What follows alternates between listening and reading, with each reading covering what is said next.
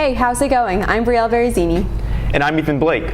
We've got a pair of Taylor Swift concert tickets we're giving away, and we'll tell you how you can enter for free coming up. On this episode, Jackie puts the spotlight on Viking runner Lauren Wagner, and then Harrison and Austin cover a nostalgic way of listening to your music. And finally, Brielle follows up with a feature on being a little crafty. Voorhees Now starts now.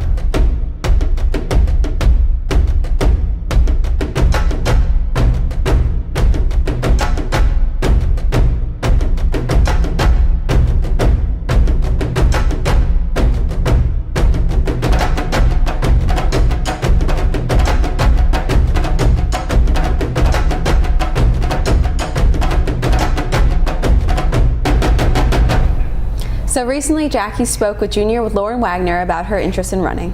Yeah, and her passion really shows in this interview. Check it out. Everyone has a passion, but for 16-year-old Lauren Wagner, it's running, running, and more running.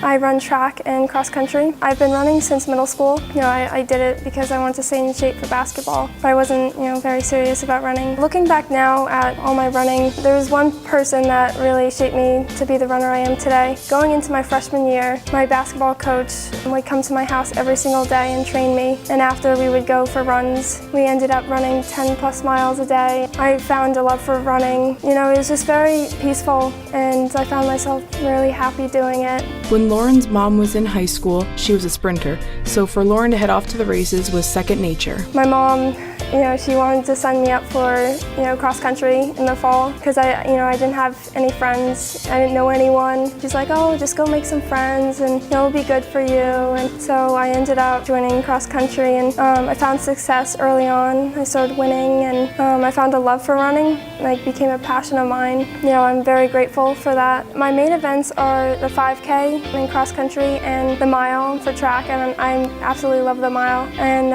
I run like the 800, 2 mile. I would say, the best part of running is the people. I have my coaches, Coach Derobio, Coach Cummins. My team has definitely encouraged me and been there for me. Just how caring and compassionate she is. On the track team, she's so kind. She's like everybody's little mom. She helps everybody out from the freshmen to the seniors. We see each other at our lowest point, at our highest point, and if someone has a bad race, we cry, and we're there for each other to pick each other up. It's about, helping each other. I remember there was one practice where one girl was hurt and her hip was really hurting, and Lauren stepped out of practice and she was telling her all kinds of stretches that she could do to make it feel better and showing her the stretches that she could do to make her feel better. And she was just helping her, and she took the initiative all by herself. And every time I think of her, I just think about how kind she is. There's a lot to running. When you fall, it's about how you get back up. What are you going to do after that? Having a good support team with you to encourage you is exactly what you need, and doing it with someone and sharing the wins and the successes and all this and that is beautiful. It's perfect. And I want people to see that you go through lows and highs and during life and running, and I just want them to know that you don't give up. After high school, I would definitely like to run in college and maybe Olympics one day. I love to run. Many people ask, why do you run? I don't run just, so I can get some medals or to have the fame of it, but I run to let them know that you can do whatever you put your mind to. I want to be a role model to, younger kids or whoever. We'll see you in the Olympics, Lauren. For VHSTV, I'm Jackie Breda. Thanks, Lauren. The music industry and how we get our music has evolved over the years. We've gone from vinyl records to cassette tapes to DVDs to digital downloads, and now right back to vinyl records. Harrison and Austin have that story on what comes around goes around. As everybody already knows, the 70s have been over for a while. Disco, Nixon, and Led Zeppelin have all made the run, but there's something from the decade that still makes its way into your home: the vinyl record. What many have thought to be a lost format in history, records have making a remarkable comeback. Over 14 million records were sold in the last year, with 13 million in the previous year. But where has this revived interest come from?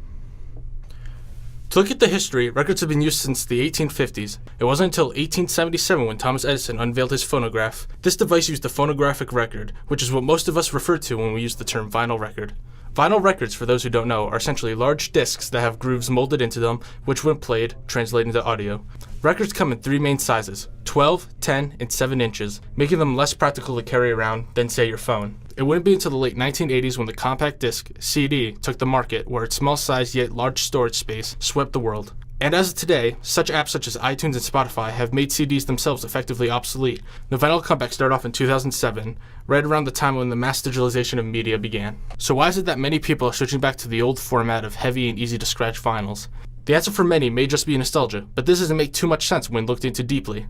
The LA Times have done a piece on the comeback themselves, and have attributed the initial comeback to hipsters, people who weren't even alive during the reign of the records. The Conversations article on the subject points out that some of the best-selling albums in vinyl in recent years are contemporary artists. Some people will argue it's just because of the sound. Many people believe the sound on vinyl is better, more immersive in their eyes, or should I say ears. Maybe we can't attribute just one reason to the rise of vinyl. Everyone has their own reasons for investing in an industry once abandoned, and maybe that answer is good enough. Major companies, such as Sony, are reinvesting back into vinyls, starting production of the format for the first time since the 90s. And having tangible formats of music is admittedly nice, in a time where your life is stored on a tiny rectangle. Thanks, guys. If you're interested in checking out vinyl's appeal, stop by Spin Me Around in the Phillipsburg Mall. My next story focuses on a different kind of passion, featuring my sister. Check it out. Lily is a sophomore who has found her calling of creativity. She loves to both sew and perform community service, which led her to finding the organization Little Dresses for Africa. This past year, she has sewn over 20 dresses made out of pillowcases to be sent to the organization. As the president of FCCLA, she had the opportunity to go to the regional conference where she presented her project.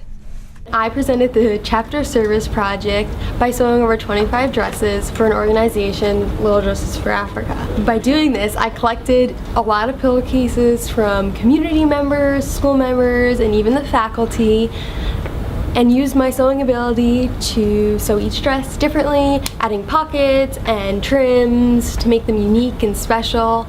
And so they touched my heart that I knew that each little girl would have a unique, different dress.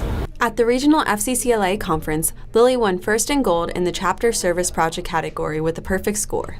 I would like to continue not only this project, but keep up my sewing skills and my fashion skills, and hopefully in the future be able to use these skills maybe in college, maybe just as a hobby in life, but definitely keep up these skills and improve them and use them in my future. Everyone has a passion, and if they choose to share it with others, it's truly inspiring. So share your passion. You never know what will become of it. From VHSTV, I'm Brielle. Thanks, Lily. And before we finish out the episode, we've got a pair of Taylor Swift tickets to raffle off. These tickets are for her concert this July 22nd at MetLife Stadium. Here's a little promo.